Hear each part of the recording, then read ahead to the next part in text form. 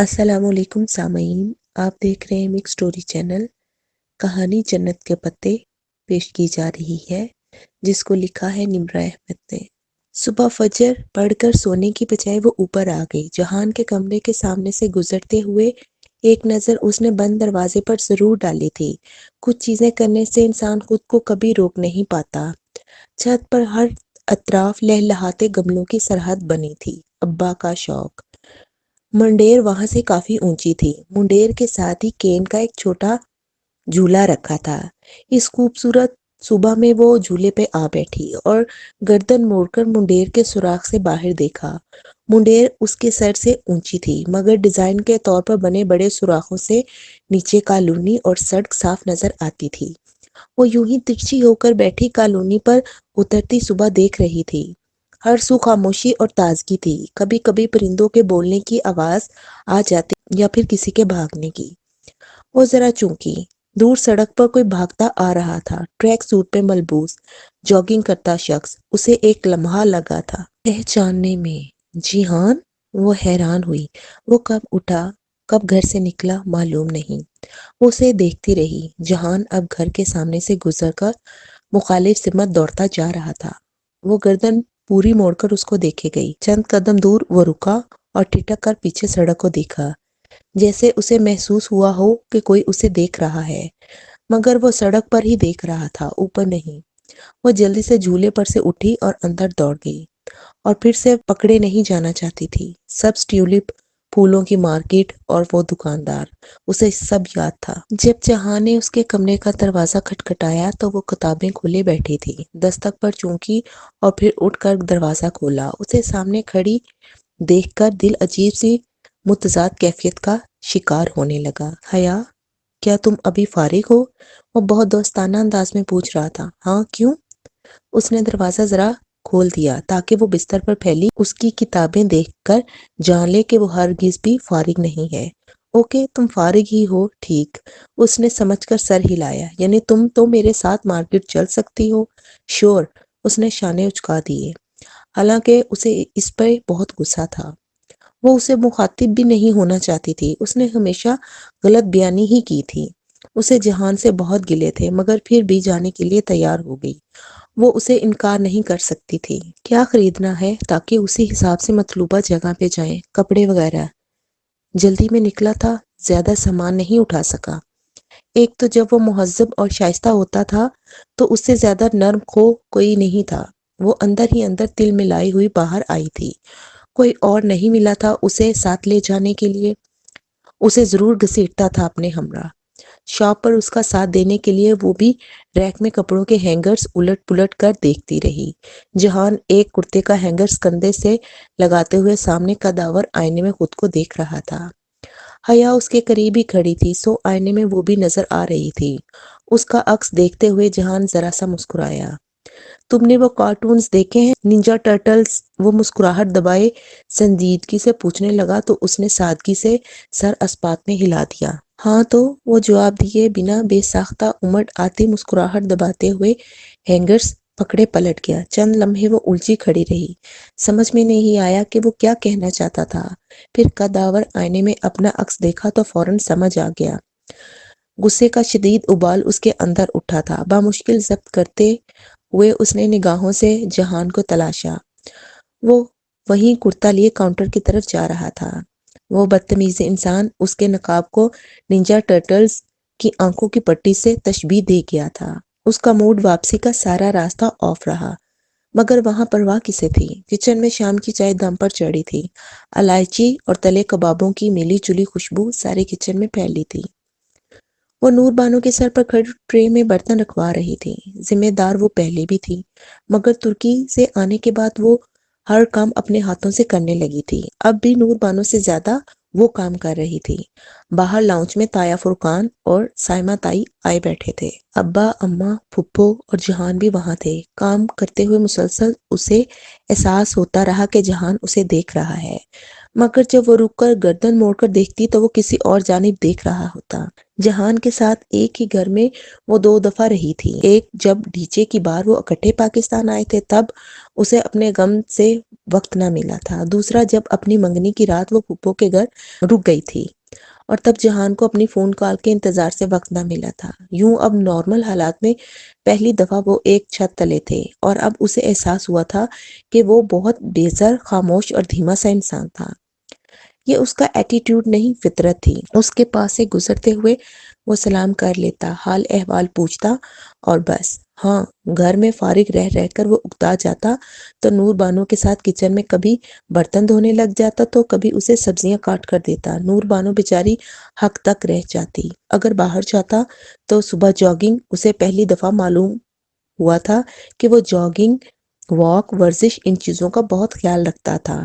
پھر جب گھر میں بہت بور ہو گیا تو ایک دفعہ فاطمہ کے کہنے پہ حیا اسے باہر لے گئی، مگر وہ اتنا تنگ کر دینے والا تھا، یہاں سے مڑ جاؤ، وہاں لے جاؤ، نہیں لیفٹ سے کیوں مڑ رہی ہو، رائٹ سے مڑو، کیونکہ میں رائٹ ہینڈ ڈرائیو کر رہی ہوں جہان۔ اب اس نے اپنی گاڑی کی چابی جہان کو دے دی تھی۔ جہاں جانا ہے خود چلے جاؤ، جیسے تاثرات کے ساتھ۔ اس کے پاس انٹرنیشنل لائسنس تھا، سو مسئلہ نہیں تھا۔ اب وہ کبھی کبھی باہر نکل جاتا، گھر کے قریب اس نے جم بھی ڈھونڈ لیا تھا۔ جہان کے ساتھ رہنے میں ایک مسئلہ تھا، وہ اتنی خاموشی سے بنا چاپ پیدا کیے گھر میں داخل ہوتا کہ پتہ ہی نہ چلتا، اور وہ آگ کے پیچھے کھڑا ہوتا تھا۔ اب آتے جاتے چند ایک رسمی باتوں کے علاوہ ان کی بات نہ ہو پاتی۔ چاندی کے مجسمے یا تو چٹک چکے تھے یا بالکل پتھر ہو چکے تھے۔ آج بھی وہ اسے دیکھ رہا تھا مگر وہ اسے پکڑ نہ پائی تھی۔ وہ کچھ کہتا کیوں نہیں، اسے الجھن ہوتی۔ وہ اسے بے اعتبار قرار دے کر چھوڑ آئی تھی۔ وہ گلہ کیوں نہیں کرتا، سوائی نہ دے مگر شکایت تو کرے، لیکن وہاں ازلی خاموشی تھی۔ وہ ٹرالی دھکیلتی لاؤنج میں آئی، دوپٹہ شانوں میں پھیلا کر اس نے لمبے بالوں کو سمیٹ کر کندھے پہ آگے کو ڈالا ہوا تھا۔ واقعی دل تو نہیں کرتا، سکندر بھائی کو گئے ہفتہ بھی نہیں ہوا مگر وہ لوگ سمجھتے ہی نہیں۔ جلدی مچائی ہوئی ہے، سائمہ تائی کہہ رہی تھی، شاید ایرم کی منگنی کا معاملہ تھا۔ حیا پنجوں کے بل کارپیٹ پر بیٹھی چائے کے کپ فرج میں رکھ کر باری باری سب کو پکڑانے لگی۔ بھابھی آپ بالکل فکر نہ کریں، جب ہمیں اعتراض نہیں تو لوگوں کا کیا ہے، آپ اللہ توکل کر کے فنکشن کی تیاری شروع کریں۔ پھوپھو بہت رسان سے واضح کر رہی تھی کہ انہیں کوئی اعتراض نہیں ہے۔ اصل میں اسجد کے بھائی اور بھابھی باہر سے آئے ہوئے ہیں، ان کی موجودگی میں وہ فنکشن کرنا چاہتے ہیں۔ تھینکس۔ تایا نے مسکرا کر اس سے کپ پکڑا تو وہ واپس آئی اور آخری کپ جہان کی طرف بڑھایا۔ وہ جو غور سے اب تائی کی بات سن رہا تھا، ذرا سی نگاہ اٹھا کر اسے دیکھا اور کپ پکڑ لیا۔ وہ اسی اتوار کا کہہ رہے تھے، تو بھائی آپ ہاں کر دینا، مجھے خوشی ہوگی۔ اتوار کا فنکشن، حیا نے سوچا۔ کیا پہنے گی؟ وہ چائے سے فارغ ہو کر کمرے میں آئی اور الماری کھول کر کپڑے الٹ پلٹ کرنے لگی۔ کوئی سلیو لیس تھا، کسی کے آستینیں شفون کی تھیں، کسی کا دوپٹہ باریک تھا۔ اس کا ایک جوڑا بھی آئیڈیل حجابی لباس پہ پورا نہیں اترتا تھا۔ دوسری الماری کو لاک لگا تھا۔ اس نے چابی نکالنے کے لیے پرس میں ہاتھ ڈالا تو انگلیاں مخملی ڈبی سے ٹکرائیں۔ وہ مسکرا اٹھی۔ میجر احمد کا چیلنج، ڈولی کی امانت۔ اس نے ڈبی کھولی، سیاہ یو ایس بی اندر محفوظ رکھی تھی۔ پزل باکس کھل گیا، جواہر کا لاکر بھی کھل گیا، مگر اس لاکر کو کیسے کھولے؟ آخری لاک، اس کی تو پہیلی بھی نہیں تھی، مگر پہیلی ہونی چاہیے تھی۔ میجر احمد نے پہیلی کے بغیر کبھی کوئی پزل نہیں دیا تھا۔ وہ تالے کے ساتھ اس کی چابی بھی ہمیشہ دیا کرتا تھا۔ اوہ، ڈبی تو میں نے دیکھی ہی نہیں، ایک دم سے اسے خیال آیا۔ وہ بیڈ پہ آ بیٹھی اور فلیش باہر نکالی۔ وہ صاف تھی، کوئی لفظ نشان وغیرہ نہیں۔ اب اس نے ڈبی اوپر نیچے سے دیکھی، کچھ بھی نہیں۔ اس نے اندر رکھے مخملی فوم کو انگلیوں سے پکڑ کر باہر نکالا۔ نیچے ڈبی کے پیندے پہ سیاہ مخمل کا ایک اور ٹکڑا رکھا تھا۔ اس نے ٹکڑا نکال کر پلٹ کر دیکھا، وہاں سنہری دھاگے سے 2 لفظ سلے تھے، سٹوری سواپڈ۔ اس نے چھمبے سے دہرایا، یہ فلیش ڈرائیو کی پہیلی تھی، اس کو حل کر کے ہی وہ آخری تالا کھول سکتی تھی۔ مگر اس سطر کا مطلب کیا تھا کہ کہانی کو سواپ کرنے سے کیا مراد ہو بھلا؟ کیا یہ سطر انگریزی گرامر کے لحاظ سے درست بھی تھی؟ عدل بدل کی گئی کہانی کو سواپ کرنے سے مراد تو یہی ہوتا ہے نا کہ آپ اپنی کہانی کسی کو پڑھنے دیں اور وہ بدلے میں اپنی کہانی آپ کو پڑھنے دے۔ اس عجیب سی سطر کا یہی مطلب نکلتا تھا۔ مگر کون سی کہانی؟ شاید پروفیسر گوگل کچھ کر سکے۔ یہی سوچ کر اس نے کمپیوٹر آن کیا اور گوگل پہ یہی الفاظ لکھ کر ڈھونڈا، مگر لا حاصل۔ دو متفرق سے الفاظ تھے جن کو احمد نے جمع کر دیا تھا۔ یہ کل 12 حروف تھے، سو پاسورڈ نہیں ہو سکتے تھے، مگر پاسورڈ ان ہی میں چھپا ہوا تھا۔ رات سونے سے پہلے تک وہ انہی دو الفاظوں کو سوچتی رہی تھی، مگر کسی بھی نتیجے پہ پہنچنے سے قبل ہی نیند آ گئی۔ ایرم کی منگنی کا فنکشن طایا فرقان کے لان میں منعقد کیا گیا تھا۔ فنکشن خواتین کا تھا، مردوں کا انتظام باہر تھا، مگر تیار ہوتے وقت وہ جانتی تھی کہ یہ فنکشن بھی اتنا ہی سیگریگیٹڈ ہوگا جتنا داور بھائی کے مہندی کا فنکشن تھا۔ برائے نام زنانہ حصہ، جہاں ویٹرز، مووی میکرز، لڑکے، کزن سب آ جا رہے ہوں گے۔ پتہ نہیں پھر بیچارے باقی مردوں کو علیحدہ کیوں بٹھایا جاتا تھا، یا پھر ایسی شادیوں کو سیگریگیٹڈ کہنے کی منافات کیوں تھی سوسائٹی کے معیارات جن پر کوئی انگلی نہیں اٹھا سکتا تھا۔ اس نے اپنی 22 سالہ زندگی میں کوئی مکمل سیگریگیٹڈ شادی نہیں دیکھی تھی۔ تایا کی سختی تھی کہ منگنی پہ دولہا نہیں آئے گا، انگوٹھی ساس پہنائے گی، مگر جو خاندان کے لڑکے کام کے بہانے چکر لگا رہے ہوں گے ان پر کوئی پابندی نہیں تھی۔ باہر وہ عبایا لیتی تھی، اصولاً اسے ادھر بھی عبایا لینا چاہیے تھا، مگر منگنی کا فنکشن برائے نام ہی صحیح تھا تو سیگریگیٹڈ لڑکے وغیرہ تھے، مگر وہ ذرا دور تھے، وہ مکمل طور پر مکسڈ گیدرنگ نہیں تھی۔ عبایا کا مقصد زینت چھپانا اور چہرہ چھپانا ہی تھا، تو وہ یہ کام اپنے لباس سے بھی کر سکتی تھی، سو اس نے عبایا نہیں لیا، مگر لباس کا انتخاب عبایا کے متبادل اور مترادف کے طور پر کیا۔ کچے سیب کے رنگ کا سبز پاؤں کو چھوتا فراک، نیچے ٹراؤزر اور کلائی تک آتی آستینیں۔ یہ ایک مشہور برانڈ کا جوڑا تھا اور اس کے ساتھ نیٹ کا دوپٹہ تھا، سو اس نے الگ سے بڑا سا دوپٹہ بنوا لیا تھا کچے سیب کے رنگ کا۔ یوں گلے کا کام دوپٹے میں چھپ گیا، چہرے کے گرد بھی دوپٹہ یوں لپیٹا کہ وہ پیشانی سے کافی آگے تھا، کان بھی چھپ گئے۔ سہولت تھی کہ کسی آدمی کو دیکھتے ہی وہ تھوڑی سی انگلی دوپٹہ پکڑ کر اوپر لے جا کر نقاب لے سکتی تھی۔ یوں عبایا کے بغیر بھی زینت چھپ گئی، نقاب بھی ہو گیا اور اچھا لباس بھی پہن لیا۔ بیٹھی بھی ذرا کونے کی میز پہ تھی، گلابی پھولوں سے آراستہ سٹیج پر ایرم کامدار گلابی لباس میں گردن اونچی کیے اور نگاہیں جھکائے بیٹھی تھی۔ وہ ایرم کو جانتی تھی، اسے معلوم تھا کہ وہ زبردستی بٹھائی گئی ہے۔ اس کی ساس اب اسے انگوٹھی پہنا رہی تھی، مووی میکر مووی بنا رہا تھا۔ پتہ نہیں یہاں تایا کے اسلام کو کیا ہوا تھا۔ ویٹرز، مووی میکرز، یہ بھی تو مرد تھے، مگر وہی سوسائٹی کے دوہرے معیارات۔ حجاب کپڑے کا ایک ٹکڑا نہیں ہوتا، یہ تو ایک مکمل الگ طرز زندگی ہوتا ہے، اور یہ طرز زندگی اتنا آسان نہیں تھا۔ اسے جلد ہی اندازہ ہو گیا۔ تم نے دوپٹہ سر پہ کیوں لے رکھا ہے؟ گلے کا کام ہی نظر نہیں آ رہا، چہرے سے تو ہٹاؤ۔ مووی میکرز ویڈیو بنا رہا تھا، سو وہ چہرے کو ڈھکے رخ موڑے بیٹھی تھی، اور فاطمہ جو ذرا دیر کو ادھر آئی تھی اپنی حیرت ظاہر کرنے میں ساتھی خواتین کے ساتھ مل گئی تھی۔ نہیں ہٹا سکتی لیڈیز، میں اب نقاب کرتی ہوں، وہ رسان سے جواب دے رہی تھی، مگر پھر کیوں؟ او یار، فنکشن پہ تو خیر ہوتی ہے۔ خیر مجھ سے پوچھو کتنا شر ہوتا ہے۔ وہ اب بددل ہو رہی تھی، حجاب سے نہیں لوگوں سے۔ یا اللہ، لوگ خاموش کیوں نہیں رہتے، اتنے سوال کیوں کرتے ہیں؟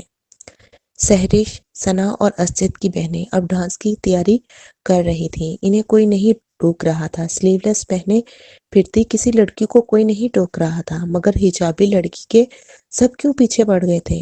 کیا لوگوں نے سمجھ لیا کہ وہ کہیں گے کہ ہم ایمان لائے اور وہ آزمائے نہ جائیں گے؟ وہ اپنے آنسو اندر ہی اتارتی رہی۔ لڑکیاں رقص کے لیے پوزیشنز سنبھالے کھڑی تھیں، مووی میکر کا کیمرہ ریڈی تھا۔ اس نے رخ موڑ لیا، دل اندر ہی اندر لرز رہا تھا۔ وہ کسی کو منع نہیں کر سکتی تھی، اس کی کوئی نہ سنتا۔ تباہی تباہی کتنی قریب تھی اور سب بے خبر تھے۔ ہرکلیس کی دائمی آگ، بھڑکتے الاؤ، دہکتے انگارے، انسان بھی خود ہی اپنے لیے کیا کیا کما لیتا ہے، اور یادیں بھی کتنی عجیب ہوتی ہیں۔ جب بندہ اندھیرے سے نور میں آتا ہے تو ہر شے سمجھ میں آنے لگتی ہے۔ اسے یاد آ رہا تھا شریعہ اینڈ لاء کے دوسرے سیمسٹر میں اصول الدین ڈپارٹمنٹ کے ہی ایک پروفیسر ڈاکٹر عبد الباری نے یوں ہی ایک قصہ سنایا تھا۔ اسے وہ قصہ آج اپنی پوری جزیات کے ساتھ یاد آ رہا تھا۔ میری بیٹی کی جب شادی ہونے لگی تو میں نے اسے منع کیا کہ بیٹا مووی اور فوٹو سیشن وغیرہ مت کروانا، مگر وہ مجھ سے بہت خفا ہوئی۔ وہ مجھ سے لڑتی رہی کہ ابا میں نے ہمیشہ پردہ کیا ہے، آپ کی ساری باتیں مانی ہیں۔ اب میری زندگی کی سب سے بڑی خوشی پہ مجھے بددل نہ کریں۔ میں خاموش ہو گیا، اصرار نہیں کیا کہ میں زبردستی کا قائل نہیں تھا۔ شادی ہوئی، اس کی سسرال نے فوٹو سیشن کا مکمل انتظام کروا رکھا تھا۔ میں چپ رہا۔ شادی کے چوتھے روز میں اپنے کمرے میں کرسی پر بیٹھا تھا کہ میری بیٹی آئی اور میرے قدموں میں بیٹھ کر چپ چاپ رونے لگی۔ میں نے بتھیرا پوچھا کہ کیا ہوا؟ اس نے کچھ نہیں بتایا، بس یہی کہا ابا آپ ٹھیک کہتے تھے۔ میری بیٹی کے آنسو میرے دل پر اس دن سے گڑ گئے تھے، اور یہی سوچتا ہوں کہ پتہ نہیں ہم اپنی خوشی کے موقع پہ اللہ کو ناخوش کیوں کر دیتے ہیں۔ جب ڈاکٹر عبد الباری نے وہ قصہ سنایا تھا تو اس نے چند حجابی لڑکیوں کی آنکھوں سے آنسو گرتے دیکھے تھے۔ تب کندھے اچکا کر وہ حیران ہو کر سوچتی تھی کہ یہ کیوں رو رہی ہیں۔ اب اسے پتہ چلا تھا کہ وہ کیوں رو رہی تھی۔ فنکشن ختم ہونے تک اس کا دل اچاٹ ہو چکا تھا۔ رات اپنے کمرے میں ڈریسنگ ٹیبل کے سامنے وہ بالیاں اتارنے کے ارادے سے وہ بے دلی سے کھڑی تھی۔ کچے سیب کے رنگ کا دوپٹہ کندھے پہ تھا اور بال کھول کر آگے کو ڈالے رکھے تھے۔ بہاریں بھی اس کی نقل میں گھنگریالی پونی آگے کو ڈال لیا کرتی تھی۔ پتہ نہیں وہ بہنیں فون کیوں نہیں اٹھاتی اور میل کا جواب بھی نہیں دیتی۔ خیر 2 ہفتے تو رہ گئے تھے، جا کر پوچھ لوں گی۔ دروازے پر دستک ہوئی، وہ چونکی، پھر آگے بڑھ کر دروازہ کھولا۔ وہاں جہان کھڑا تھا، زمرد رنگ کا کرتا اور سفید شلوار پہنے۔ پتہ نہیں کہاں سے کرتا خرید کر لایا تھا، مگر اچھا تھا۔ آستینے عادتاً کوہنیوں تک موڑے، وہ ہاتھ میں 2 مگ لیے کھڑا تھا۔ وہ پھر سے وہی دوستانہ سے انداز والا جہان سکندر بن چکا تھا۔ میں سونے سے پہلے کافی نہیں پیتی، کہہ دینے کے بعد اسے لہجے کی سرد مہری کا احساس ہوا تو رکی، پھر زبردستی مسکرائی۔ ہاں، لیکن اگر استنبول کے بہترین شیف، مکینک اور کارپینٹر نے بنائی ہے تو ضرور پیوں گی۔ تم ایک لفظ کا اضافہ کرتے کرتے رہ گئی، کرمنل۔ وہ مسکرایا تو حیا کی مسکراہٹ غائب ہوگی۔ کیا مجھے اس لفظ کا اضافہ کرنا چاہیے تھا؟ ہم اس بارے میں بات کر سکتے ہیں۔ 2 ہفتے بعد اسے بالآخر اس کے متعلق بات کرنے کا خیال آ ہی گیا تھا۔ ٹھیک ہے، چھت پر چلتے ہیں۔ اس نے کانوں سے بالیاں نہیں اتاری جن میں موتی پروئے تھے، جہان کے موتی۔ وہ سچ نہیں بولتا تھا تو اس کے موتی کیسے نکل آئے؟ وہ ان 2 ہفتوں میں یہ سوچتی رہی تھی۔ نامحسوس طور پر بھی وہ عبد الرحمن پاشا سے متفق تھی کہ وہ سچے موتی ہی تھے، مگر جہان کو تو یاد بھی نہیں ہوگا کہ یہ وہی موتی ہیں۔ چھت پر اندھیرا تھا، دور نیچے کالونی کی بتیاں جل رہی تھیں۔ وہ دونوں منڈیر کے ساتھ لگے جھولے پہ آ بیٹھے۔ ہلکا ہلکا ہلتا جھولا ان کے بیٹھنے سے بالکل تھم گیا۔ حیا نے کافی کا مگ لبوں سے لگایا۔ اچھی بنی ہے۔ آخر استنبول کے بہترین شیف، میکینک اور کارپینٹر نے بنائی ہے، اور تم نے بھی کرمنل کا اضافہ نہیں کیا؟ کیونکہ میں کرمنل ہوں بھی نہیں۔ کیا تمہیں میرا اعتبار ہے؟ ہاں۔ اس نے سوچنے کا وقت بھی نہیں لیا۔ سامنے دیوار پر ابا کے گملوں سے اوپر ان دونوں کے سائے گر رہے تھے۔ پودوں کی ٹہنیوں سے اوپر وہ عجیب سی ہیبت بنا رہے تھے۔ ٹھیک ہے، پھر تم بتاؤ کہ تم اس شخص کو کیسے جانتی ہو جو اس روز میرے ساتھ تھا؟ عبد الرحمن پاشا، امت اللہ حبیب پاشا کا بیٹا۔ اس نے آنے کا پورا نام لیا۔ وہ ذرا سا چونک کر اسے دیکھنے لگا۔ ہاں، تم کیسے؟ لمبی کہانی ہے، سنو گے؟ اس نے بے نیازی سے شانوں کو جنبش دے کر پوچھا۔ وہ سامنے دیوار پہ ہی دیکھ رہی تھی۔ اس نے دوسرے سائے کو اسبات میں سر ہلاتے دیکھا تو وہ کہنا شروع ہوئی۔ اپنے سائے کے ہلتے لب دکھائی نہیں دیتے تھے، نہ ہی کان میں پڑی بالی کے موتی کی چمک۔ اگر دکھائی دے رہی تھی تو وہ پریشانی، اذیت اور اضطراب جسے وہ پچھلے 5 ماہ سے اپنے دل میں چھپائے ہوئے تھی، جس کا ایک حصہ اس نے ڈی جے کے ساتھ بانٹا بھی تھا اور اب اس نے پورا ہی بانٹ دیا۔ سبھانجی کی طرف سے میل وصول ہونے والی رات جب پہلی دفعہ پھول آئے تھے، اس سے لے کر اس روز کے واقعے تک اس نے سب کہہ سنایا۔ وہ بالکل خاموشی سے سنتا رہا، اگر بولا تو صرف اس وقت جب اس نے استقلال جدیسی میں پاشا کے چہرے پہ کافی الٹنے کا واقعہ بتایا۔ اچھا، تم نے پاشا بے کے اوپر کافی الٹ دی؟ وہ جیسے بہت محظوظ ہوا تھا۔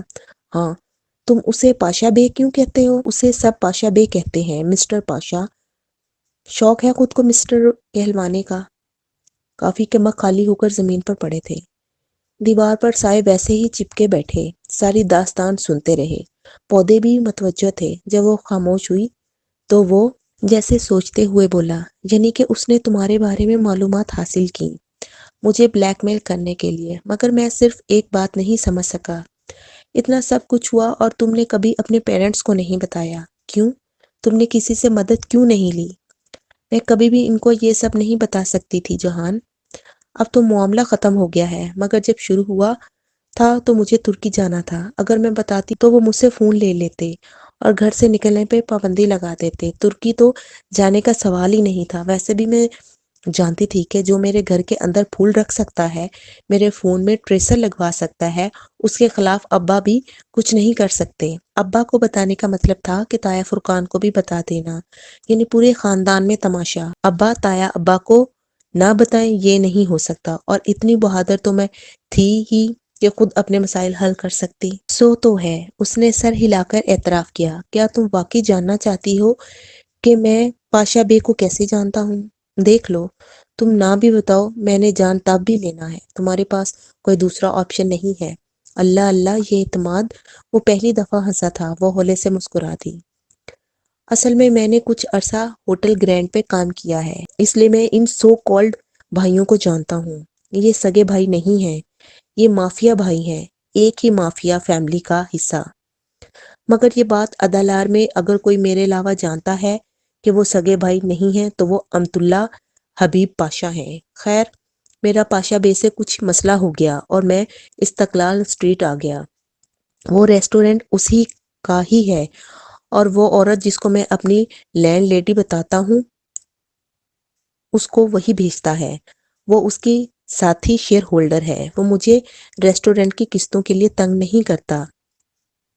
یہ میں نے جھوٹ بولا تھا، سوری، مگر اس نے میرے ذمے ایک کام لگایا تھا جو میں نہیں کر سکا، جس کی وجہ سے اس روز تلخ کلامی ہوئی تھی۔ کون سا کام؟ وہ چونکہ وہ اپنی فیملی کو بیرون ملک شفٹ کروانا چاہتا تھا، اس کے لیے اسے اس ملک کی جعلی دستاویزات اور نئی شناختیں چاہیے تھیں۔ میں اپنے ایک دوست سے اس کے لیے وہی بنوا رہا تھا، اینڈ تھینکس ٹو یو میں نے اب وہ بنوا دیے ہیں، اور اس کی فیملی ترکی سے جا چکی ہے۔ کیا؟ اسے جھٹکا لگا۔ عائشہ اور بہارے چلی گئی؟ تو وہ عائشہ اور بہارے کو جانتا تھا؟ ہاں، مزید میں کچھ نہیں جانتا، اس لیے اس موضوع کو ختم کر دو۔ اور اور وہ اس کا بھائی، وہ کہاں چلا گیا؟ میں نہیں جانتا وہ اب کہاں ہے۔ اس نے شانے اچکا دیے، وہ جیسے اس موضوع سے بچنا چاہتا تھا۔ پھر حیا نے دیکھا اس کا سایہ اٹھ کھڑا ہوا، پودوں کے اوپر سے ہوتا پوری دیوار پر پھیل گیا۔ اس نے سائے میں اس کا چہرہ تلاشنے کی کوشش کی مگر ناکام رہی۔ کتنا سچ تھا، کتنا جھوٹ! سائے میں سب گڑبڑ ہو چکا تھا۔ تم کیا کرتے پھرتے ہو جہان؟ مجھے یقین ہے کہ تم کرمنل نہیں، مگر تم ایسے لوگوں سے تعلق بھی نہ رکھا کرو پلیز۔ جو آپ کا حکم۔ سایہ مسکرایا تھا۔ وہ بس تعصب سے سر ہلا کر رہ گئی۔ اس کی ساری کتھا سن کر بھی وہ اپنی دفعہ بہت کچھ چھپا گیا تھا۔ اور عائشہ بہارے، وہ کہاں چلی گئی تھی؟ وہ دونوں آگے پیچھے زینے اترتے نیچے آ رہے تھے جب اس نے ابا کو لاؤنج میں کھڑے اپنی جانب متوجہ پایا۔ جہان؟ وہ صرف جہان کی طرف متوجہ تھے۔ جی ماموں۔ وہ پرسکون انداز میں قدم اٹھاتا سیڑھیوں سے نیچے ان کے سامنے جا کھڑا ہوا۔ مجھے کچھ پوچھنا ہے تم سے۔ وہ بہت سنجیدہ لگ رہے تھے۔ وہ پہلی سیڑھی پر ریلنگ پہ ہاتھ رکھے کھڑی ان کو دیکھنے لگی۔ میں سن رہا ہوں، تم رحیل سے ان ٹچ ہو، یہ میں جانتا ہوں، مگر کیا کوئی ایسی بات ہے جو تم مجھے بتانا چاہو جو کہ میں نہیں جانتا؟ جہان نے لمحہ بھر کی خاموشی کے بعد نفی میں سر ہلایا۔ نہیں، میں اس معاملے میں نہیں پڑھنا چاہتا۔ یعنی کہ کوئی بات ہے؟ ماموں، میں دوسروں کے معاملات میں کبھی مداخلت نہیں کرتا، اس لیے خاموش رہوں گا۔ البتہ آپ اپنے طور پر کسی سے پتہ کروا سکتے ہیں۔ پتہ کروا لیا تھا، تم سے تصدیق چاہ رہا تھا۔ بہرحال مجھے اپنا جواب مل گیا ہے، تم آرام کرو۔ اس کا شانہ تھپ تھپا کر وہ آگے بڑھ گئے۔ ان کے چہرے کی سنجیدگی اور اس طرح پہلے سے بڑھ چکا تھا۔ جہان واپس سیڑھیاں چڑھ کر اوپر آیا کہ اس کا کمرہ اوپر تھا۔ وہ ابھی تک وہیں کھڑی تھی۔ کیا ہوا؟ جواباً جہاں نے ذرا سے شانے چکائے۔ تمہیں پتہ چل جائے گا، اب ذہن پر زور مت دو، سو جاؤ۔ وہ اپنے کمرے کی طرف بڑھ گیا، سایہ غائب ہو گیا، روشنی عیاں تھی۔ وہ الجھی ہوئی واپس کمرے میں آئی تھی۔ جہان سکندر کے ساتھ رہنے کا مطلب تھا انسان بہت سے رازوں کے ساتھ رہے اور پھر صبر سے ان کے کھلنے کا انتظار کرے۔ وہ تمام سوچوں کو جھٹک کر عائشہ کو ای میل کرنے لگی۔ جہان نے ٹھیک کہا تھا، اسے پتہ چل گیا تھا، مگر حیا کو اندازہ نہیں تھا کہ اسے اتنی جلدی پتہ چل جائے گا۔ اسی رات وہ ابھی کچی نیند میں ہی تھی کہ سبین پھپھو نے پریشانی کے عالم میں جھنجھوڑ کر اسے اٹھایا۔ حیا، جلدی اٹھو۔ وہ ہڑبڑا کر اٹھ بیٹھی۔ سمجھ میں نہیں آیا کہ کیا ہو رہا ہے۔ تمہارے ابا کو ہارٹ اٹیک ہوا ہے، چلو اسپتال چلنا ہے۔ وہ پھٹی پھٹی نگاہوں سے پھپھو کو دیکھے گئی۔ زندگی ایک دفعہ پھر استقلال اسٹریٹ میں پہنچ گئی تھی۔ اس کے سامنے ڈی جے گری تھی اور کسی کا جوتا اس کی اینک پہ آیا تھا۔ ایک آواز کے ساتھ اینک ٹوٹی تھی، وہ آواز جو کانچ کے ٹوٹنے کی ہوتی ہے، وہ آواز جو زندگی کی ڈور کی ٹوٹنے کی ہوتی ہے۔ سلمان صاحب کو شدید قسم کا دل کا دورہ پڑا تھا۔ وہ سی سی یو میں تھے اور ان کی حالت ٹھیک نہیں تھی۔ باقی سب کہاں تھے اسے کچھ نہیں پتا تھا۔ وہ تو بس دونوں ہاتھوں میں سر تھامے بینچ پر بیٹھی روئے جا رہی تھی۔ کوریڈور میں کون آ جا رہا ہے اسے ہوش نہ تھا۔ وہ پھر سے ٹاکسم فرسٹ ایڈ ہسپتال کے سرد موت کے سناٹے جیسے کوریڈور میں پہنچ گئی تھی۔ وہ اب بہتر ہے، یقین کرو، وہ ٹھیک ہو جائیں گے۔ جہان اس کے ساتھ بینچ پر بیٹھے ہوئے بولا۔ رات سے وہی تھا جو ساری بھاگ دوڑ کر رہا تھا۔ تایا وغیرہ تو صبح آئے تھے اور اب تک پورے خاندان کو وہ وجہ بھی پتہ چل چکی تھی جو ابا کی بیماری کا باعث بنی تھی۔ روہیل نے شادی کر لی تھی۔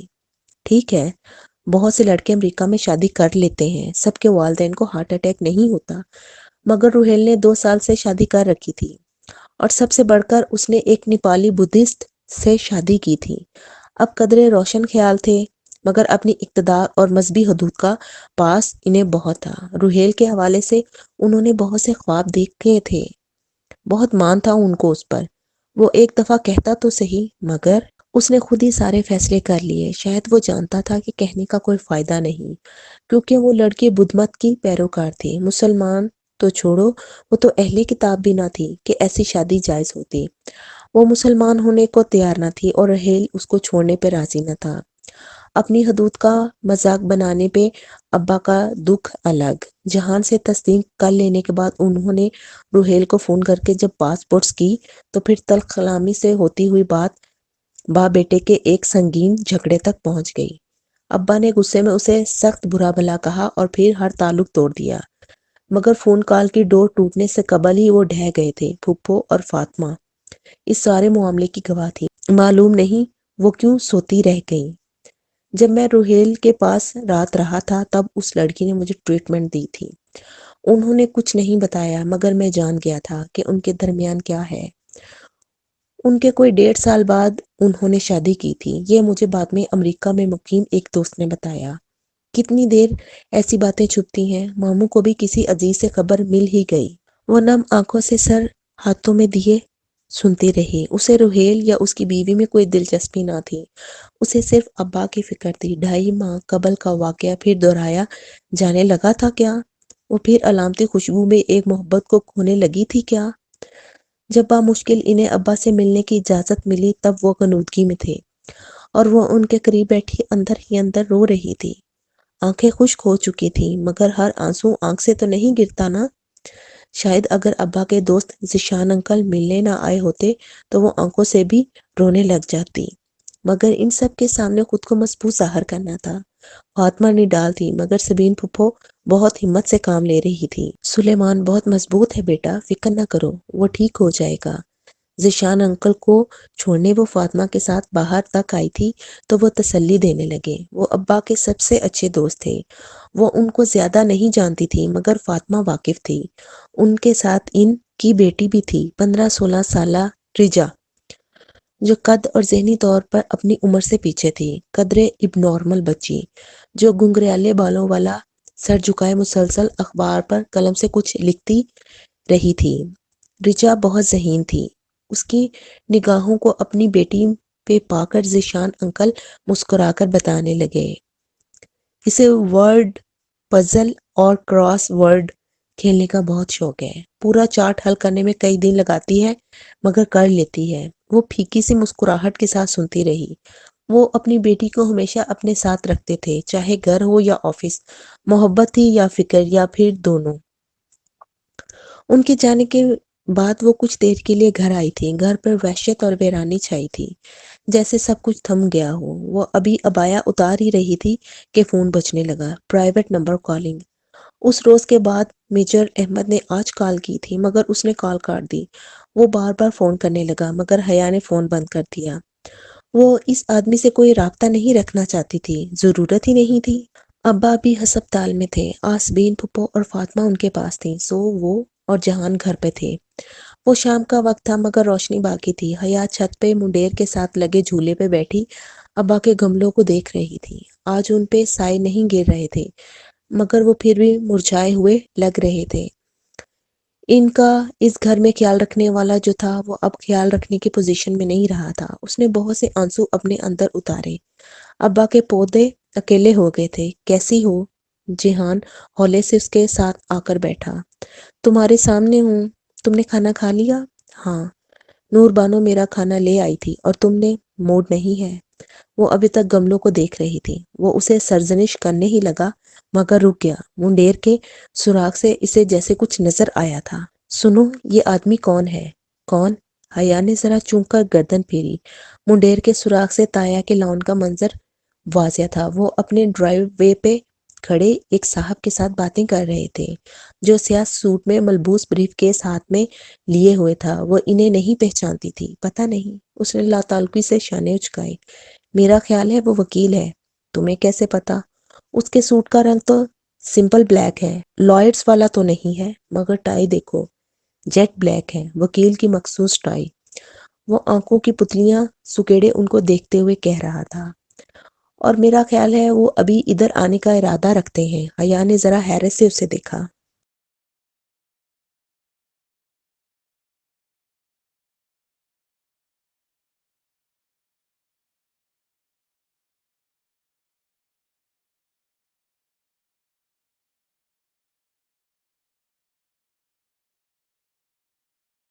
اس کا پاؤں خود بخود ادھر ہی مڑ جاتا ہے، چاہے وہ ساکن کھڑا ہو یا بیٹھا ہی کیوں نہ ہو۔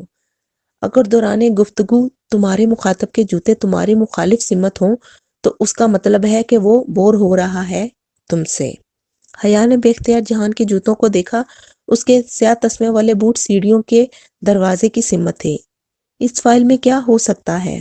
اب وہ ذرا الجھے ہوئے کہہ رہا تھا۔ حیا نے گردن پھر سے منڈیر کی جانب موڑی۔ نیچے وکیل صاحب اپنے بریف کیس سے ایک فائل نکال کر تایا ابا کو دکھا رہا تھا۔ سلیمان ماموں کمپنی کے ایم ڈی ہے نا؟ ہاں، اور باقی شیئر ہولڈرز ہیں۔ اس کا مطلب ہے کہ ماموں کی بیماری کے باعث کچھ کام رک گئے ہوں گے، سو باقی شیئر ہولڈرز ان سے کچھ دستخط کروانا چاہ رہے ہوں گے۔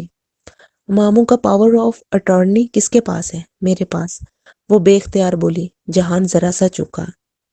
اصل میں بہت پہلے ابا نے مجھے اپنا اٹارنی انفیکٹ بنایا تھا، اور وہ صرف اس صورت میں جب وہ خدا نخواستہ کام کرنے کے اہل نہ رہیں، یعنی کہ میں اس وقت اصغر اینڈ سنس کی ایم ڈی سے مخاطب ہوں۔ وہ مسکرایا۔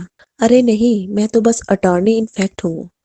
ابا ٹھیک ہو جائیں گے تو خود سنبھال لیں گے سب کچھ، اور جب تک وہ ٹھیک نہیں ہوتے تب تک تایا فرقان سنبھالیں گے، اس نے کہنے کے ساتھ نیچے دیکھا۔ تایا فرقان اب سمجھتے ہوئے اسبات میں سر ہلاتے فائل کے صفحے پلٹ رہے تھے۔ اس کے لیے انہیں سلیمان ماموں کا پاور آف اٹارنی چاہیے ہوگا، اور شاید وہ ان سے اسی پر دستخط کروانا چاہتے ہوں گے۔ جہان، ہو سکتا ہے یہ ان کا کوئی دوست ہو اور تمہارے سارے اندازے غلط ہوں، اور اگر میرے اندازے درست ہوئے تب تم انہیں پاور آف اٹارنی لینے دو گی؟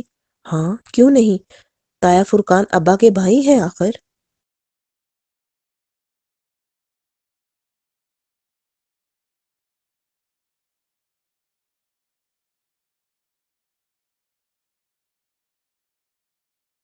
تو تمہیں کنارے لگا دیں گے۔ ہر کسی پہ شک مت کیا کرو جہان سے۔ وہ بیزار ہوئی۔ یہ فرقان ماموں وہی ہے نا جن کی ہم بات کر رہے ہیں؟ آنکھیں کھولو اپنی۔ تم انہیں اپنے باپ کی کرسی نہیں دے سکتی حیا، اور دیکھو وہ ادھر ہی آ رہے ہیں۔ وہ بے اختیار چونکی۔ وہ دونوں حضرات واقعی تیز قدموں سے درمیانی دیوار کے منقش لکڑی کے دروازے کی جانب بڑھ رہے تھے۔ وہ ذرا سی سیدھی ہوئی۔ جہان کے لبوں پر ہلکی فاتحانہ مسکراہٹ تھی، مگر جہان، ابا کی غیر موجودگی میں ان کے علاوہ کون سنبھال سکتا ہے کاروبار؟ مجھے تو بزنس ایڈمنسٹریشن کا کچھ نہیں پتا۔ وہ مضطرب سے کھڑی ہو گئی۔ تایا ابا نے گھنٹی بجائی۔ نور بانو کچن سے نکل کر دروازہ کھولنے بھاگی۔ پتا ہو یا نہ پتا ہو، تم انہیں اپنی کرسی نہیں لینے دو گی، اپنی جگہ کبھی نہیں چھوڑتے۔ ہوٹل گرینڈ کی مثال یاد رکھنا۔ ایک پاشا نے جگہ چھوڑی تو دوسرے پاشا نے قبضہ کر لیا۔ وہ اٹھ کھڑا ہوا۔ جھولا دھیرے دھیرے ہلنے لگا۔ اب چلو، وہ اندر آ رہے ہیں۔ وہ الجھی الجھی سی جہان کے ساتھ سیڑھیاں اترتی نیچے آئی۔ تایا ابا وکیل کو باہر چھوڑ کر خود لاؤنج میں آ کھڑے ہوئے تھے۔ ان کے ہاتھ میں فائل تھی، مگر حیا کو تب بھی لگ رہا تھا کہ جہان کے اندازے غلط ہیں۔ حیا، تایا نے عجلت بھرے انداز میں اسے پکارا، تمہارے ابا اس کنڈیشن میں سائن کر سکتے ہیں؟ وہ آخری سیڑھی پر ٹھہر سی گئی۔ حالات اتنے حساس ہو چکے تھے کہ معمولی سی بات بھی بہت زور سے لگتی تھی۔ اب بھی لگی۔ انہوں نے ابا کا حال پوچھنے کی بجائے صرف دستخط کا پوچھا۔ آپ کو کیا سائن کروانا ہے؟ وہ سپاٹ سے انداز میں پوچھتی وہ ان کے سامنے آ کھڑی ہوئی۔ جہان بہت پرسکون سے آخری سیڑھی پر بیٹھ گیا اور اب گویا تماشا دیکھ رہا تھا۔ تمہارے کام کی چیز نہیں ہے، اور وہ سائن کر سکتے ہیں یا نہیں؟ تایا ابا کو اس کا سوال کرنا سخت ناگوار گزرا تھا۔ جہان ہلکا سا مسکرایا، مگر حیا تایا ابا کی طرف متوجہ تھی۔ وہ نہیں کر سکتے، ڈاکٹر نے ان سے زیادہ بات چیت سے منع کیا ہے۔ وہ دانستہ لمحہ بھر کو رکی۔ آپ مجھے بتا دیں تایا ابا، شاید میں آپ کی مدد کر سکوں۔ آخر میں ابا کی اٹارنی انفیکٹ ہوں۔ تایا ابا کو جیسے جھٹکا لگا۔ وہ حیرت بھری الجھن سے اسے دیکھنے لگے۔ تم؟ سلیمان نے تمہیں کب اٹارنی انفیکٹ بنایا؟ بہت پہلے ابا نے اپنا ڈیوریبل پاور آف اٹارنی مجھے دیا تھا، اور اس کے مطابق میں ابا کی جگہ کام کر سکتی ہوں۔ پر اعتماد وہ ہمیشہ سے تھی، اور اب بھی تایا فرقان کی باروب شخصیت کے سامنے کھڑی بہت اطمینان سے انہیں بتا رہی تھی۔ خلاف توقع وہ ایک دم غصے میں آ گئے۔ دماغ خراب ہے سلیمان کا، وہ اس طرح کیسے کر سکتا ہے؟ اب تو وہ کر چکے ہیں۔ آخر میں ان کی بیٹی ہوں، انہیں مجھ پر بھروسہ ہے۔ کیا مذاق ہے یہ؟ وہ جیسے جھنجھلائے تھے۔ اب سارا کام کیسے چلے گا؟ کیا میں ذرا سی بات کے لیے تمہارے پاس ادھر آتا رہوں؟ او نہیں تایا ابا، میں آپ سب کو اپنی وجہ سے زحمت نہیں دوں گی، کسی کو ادھر نہیں آنا پڑے گا، میں کل سے خود ہی آفس آ جاؤں گی۔ انٹرسٹنگ۔ آخری زینے پر مطمئن سے بیٹھے تماشائی نے دلچسپی سے انہیں دیکھا جو آمنے سامنے کھڑے تھے۔ وہ جیسے دونوں کو تقریباً لڑوا کر بہت لطف اندوز ہو رہا تھا۔ تم آفس آؤ گی؟ تمہیں کیا پتا بزنس ایڈمنسٹریشن کا؟ دبے دبے غصے سے انہوں نے ہاتھ سے گویا مکھی اڑائی۔ کیا فرق پڑتا ہے تایا ابا؟ داور بھائی جب پولیٹیکل سائنس میں سمپل ایم اے کر کے آج بورڈ آف ڈائریکٹرز میں شامل ہو سکتے ہیں، تو پھر چند دن کے لیے ابا کی کرسی میں بھی سنبھال سکتی ہوں۔ وہ لب بیچ کر بامشکل ضبط کر کے رہ گئے۔ ہمارے خاندان کی بچی اب آفس آئے گی، لوگ کیا کہیں گے آخر؟ وہ ذرا سے دھیمے پڑے۔ جب وہ اپنے تایا چچا اور تایا زاد بھائی کے ساتھ آفس آئے گی تو لوگ کچھ نہیں کہیں گے۔ وہ پہلی بار ذرا سی مسکرائی۔ عجیب رواج چل نکلے ہیں۔ تایا ابا ماتھے پر بل لیے پلٹ گئے اور لمبے لمبے ڈنگ بھرتے باہر نکل گئے۔ اپنے پیچھے دروازہ انہوں نے زوردار آواز میں بند کیا تھا۔ کیا بات ہے؟ وہ مسکرا کر ستائشی انداز میں کہتا سیڑھی سے اٹھا۔ بس تالی نہیں بجائی، ورنہ انداز ویسا ہی تھا۔ تایا ابا نے مجھ سے کبھی ایسے بات نہیں کی۔ وہ ابھی تک ملال سے دروازے کو دیکھ رہی تھی جہاں سے وہ گئے تھے۔ آہستہ آہستہ وہ اس سے بھی زیادہ تحقیر سے بات کرنے لگیں گے، بس دیکھتی جاؤ۔ مگر وہ ٹھیک کہہ رہے تھے، میں کیسے ابا کی سیٹ پر بیٹھ سکتی ہوں؟ مجھے واقعی ان کے کاروبار کا کچھ نہیں پتا۔ اب پہلی دفعہ اسے فکر ستانے لگی۔ تایا ابا کے سامنے جو بڑے بڑے دعوے کیے تھے، ان کو ثابت کرنے کے لیے وہ کیا کرے گی؟ ایک دم سے بہت سا بوجھ اس کے کندھوں پر آ گرا تھا۔ حیا، جب تم نے اس رات کو مجھے وہ ساری باتیں بتائی تھیں تو میں نے تمہارے بارے میں دو آراء قائم کی تھی۔ پہلی یہ کہ یہ جو لڑکی کسی کی مدد کے بغیر اتنا کچھ خود ہی تنہا سہتی ہے، وہ بہت مضبوط لڑکی ہوتی ہے۔ شاید چند ماہ قبل تم اتنی مضبوط نہ ہو، مگر اب ہو گئی ہو۔ وہ نرمی سے کہتا اس کے سامنے آ کھڑا ہوا۔ وہ ابھی تک دروازے کو دیکھ رہی تھی۔ اور دوسری بات یہ کہ تم نے اس سائیکو آفیسر کا پزل حل کر لیا، جس سے مجھے لگا کہ تم ایک سمجھدار اور ذہین لڑکی ہو جو معمولی سی باتوں سے بھی اپنے مسائل کے حل ڈھونڈ لیتی ہے۔